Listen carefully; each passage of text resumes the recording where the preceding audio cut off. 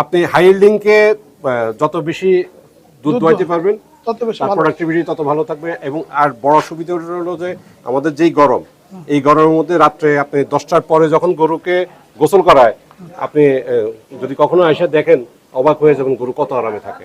গোসলের পরে প্রত্যেকটা গরু একেবারেই খুব নিরিবিলি শুয়ে থাকে, রেস্টে থাকে। আমার যেগুলো 30-র উপরে সব 4 বার, সব 4বার। সব 4 বার। তাহলে রাত 10টা থেকে 2টা।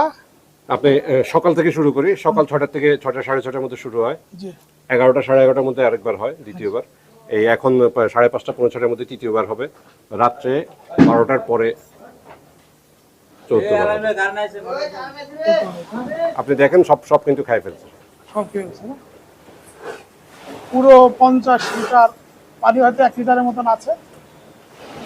এটাও খাই ফেলবে। ওর নাম বনানি। হ্যাঁ বনানি। হুম।